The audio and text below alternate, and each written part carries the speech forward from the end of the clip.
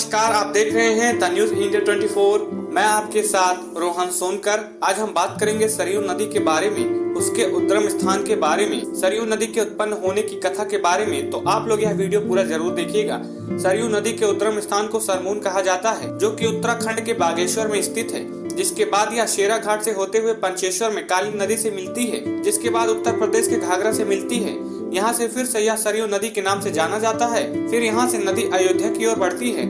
हम आपको बता दें कि सरयू नदी लगभग 130 किलोमीटर लंबी है। गोमती, कुल्लू, पुंगेर, लाहौर, पनारी, रामगंगा की इनकी सहायक नदियां हैं। आनंद रामायण के अनुसार इस नदी की उत्पत्ति के बारे में बताया गया है कि प्राचीन काल में जब शंखासुर दैत्य ने ब्रह्मा जी से वेदों को चुराकर समुद्र में ले जाकर छुप गया था, तब उसे ढूंढने के लिए भगवान विष्णु ने मत्स्य का रूप धारण करके शंखासुर का वध किया और वेदों को वापस ब्रह्मा जी को सौंप दिया। उस वक्त भगवान विष्णु की आंखों से प्रेमासुर टपक गया, जिसे ब्रह्मा जी ने मानसरोवर में सुरक्षित कर दिया था। इसके पश्चात वैवस्वत महाराज ने अपने बाण के प्रहार से असुर को बाहर निकाला। इसरो से निकले जल धारा को सरयू नदी के रूप में जाना जाता है। वहीं हम आपको बताते चले कि वाल्मीकि रामायण के 24वें सर्ग में सरयू नदी के बारे में लिखा गया है कि हिमालय से लोक पावन नदी सरयू निकलती है। भौगोलिक कारणों से सरस्वती गोमती की तरह है। इसका भी उगम स्थान मानसरोवर नहीं है। पौराणिक कथाओं के अनुसार इस नदी के किनारे अयोध्या में राम की पैणी के स्नान करने के महत्व को बताते हुए कहा गया है कि एक बार लक्ष्मण जी सभी तीर्थ स्थलों को जाना चाहते थे।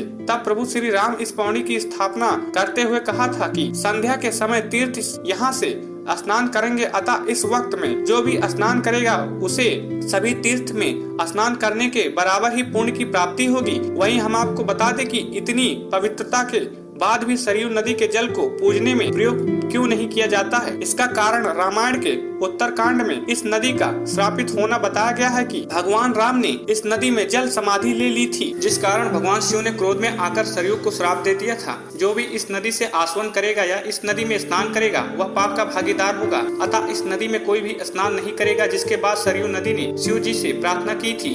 तब शिव जी ने शांत होने के बाद उनसे कहा, श्राप तो खाली नहीं जाएगा परंतु इसका प्रभाव कम होगा। अतः इस नदी की पवित्रता बनी रहेगी, परंतु इसका जल किसी भी पूजन में प्रयोग नहीं किया जाएगा। वह पूजा के लिए वर्जित ही रहेगा। यही कारण है कि इस नदी का जल किसी भी पूजा में प्रयोग नहीं किया जाता है।